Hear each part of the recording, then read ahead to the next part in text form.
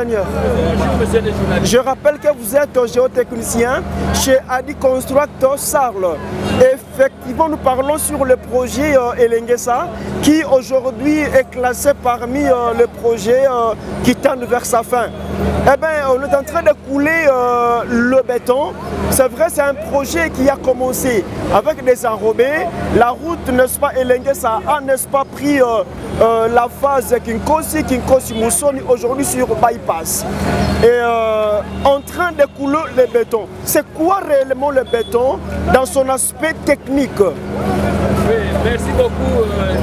Avant que je puisse répondre à cette belle question, j'aimerais d'abord vous dire que pour moi, c'est une joie ineffable, vraiment une joie inexprimée que nous sommes arrivés à la fin.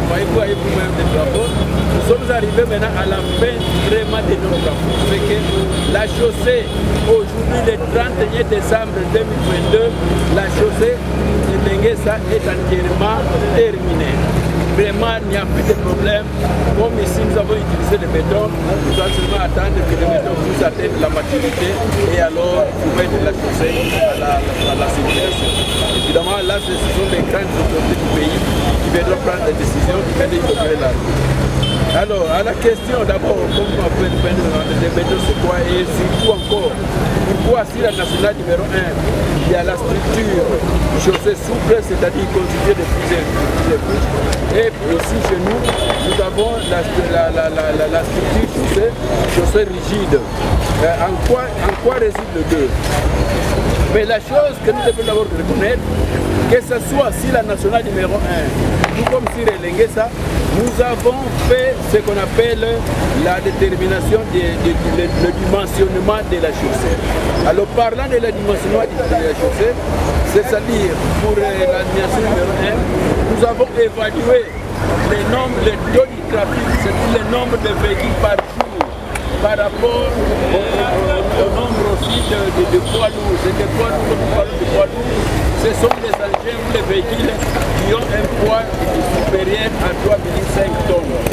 Donc, ce sont ces véhicules-là, lorsqu'ils passent sur la nationale numéro 1, comme c'est une chaussée souple, effectivement, il y a la souplesse de la chaussée, c'est-à-dire il y a une certaine élasticité qui se fait, qui se forme. Donc, en déterminant le dimensionnement de cette route, nous avons, disons, il y avait une structure, il y a le fil de route, parce que la chaussée est gérée par le fil de route. Le fil de route avait mené une étude de dimensionnement, c'est-à-dire déterminer les épaisseurs qu'il fallait pour que la route ne puisse pas se dégrader rapidement avant 20 ans. C'est ça normal à dire la longévité des terres.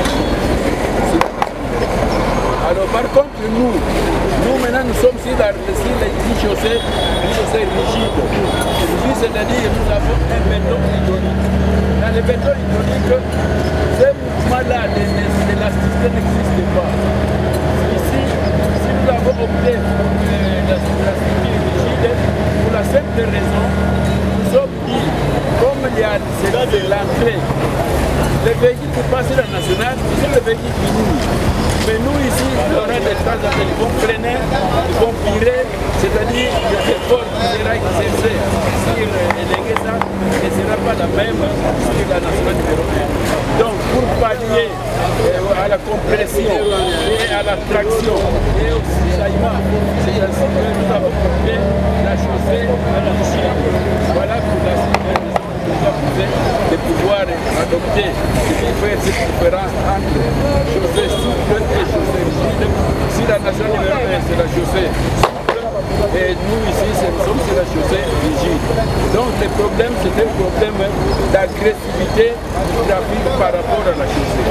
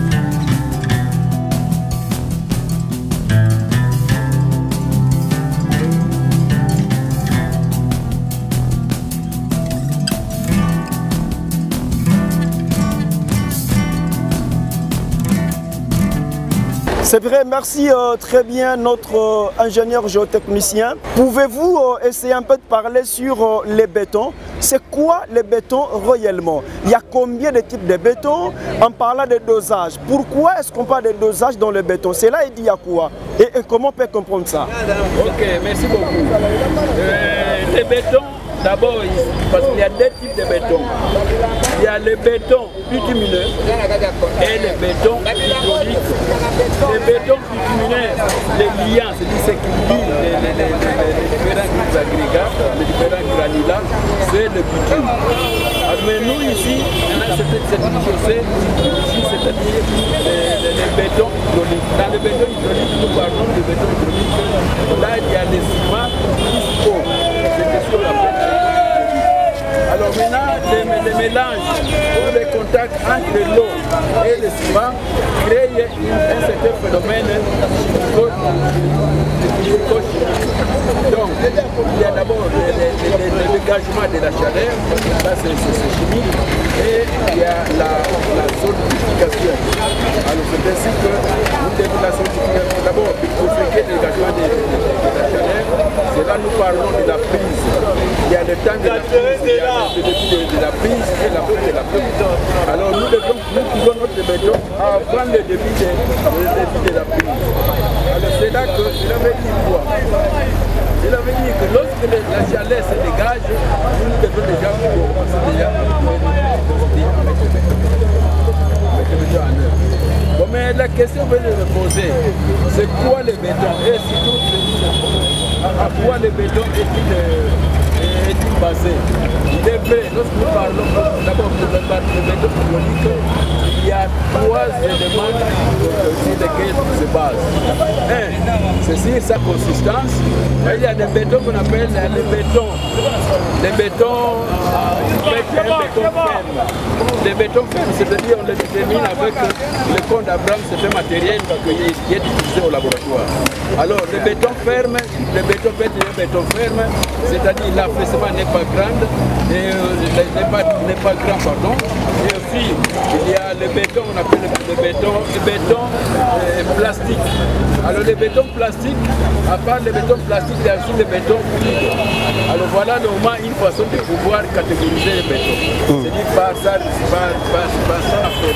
sa consistance. En dehors de la consistance, on peut catégoriser un béton par son dosage. Alors c'est ce qu'on appelle béton 150, béton 200, béton 300. Alors là maintenant il s'agit du dosage du ciment. Alors il y a ces bétons qui sont 50 et béton 400, comme celui-ci c'est un béton dosé à 400 kg de ciment au mètre cube. Alors là c'est le dosage. Et aussi il y a le problème de la résistance. La résistance aussi c'est un élément de classification d'un béton. Alors on parle de quoi de béton. Dans le temps il y a plusieurs nomenclatures. On appelait le B1, le B2, le B3, le B4. Mais aujourd'hui cette nomenclature est déclassée de côté. On parle aujourd'hui de C10, C16, C20, C25, C30, C40. Alors le C là signifie contrainte. Donc par sa résistance, on peut parler aussi de la contrainte du béton. Donc un béton qui peut avoir une résistance de 10 mégapascal, de 16 mégapascal, 20 mégapascal, 25, 30, 40,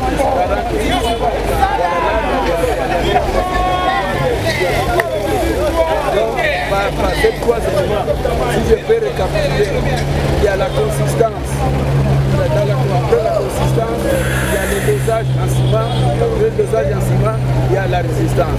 Ce sont les trois éléments de classification d'un béton. Et voilà un peu, c'est les journalistes que nous pouvons parler du béton. Voilà, notre béton, c'est un béton C30.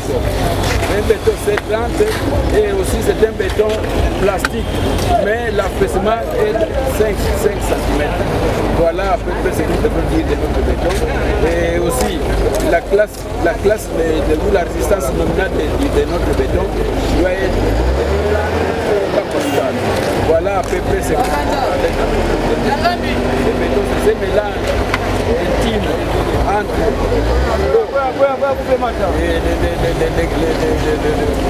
l'eau, le ciment et le granulat. Par là maintenant des granulats, normalement il y a le sable et il y a le gravier.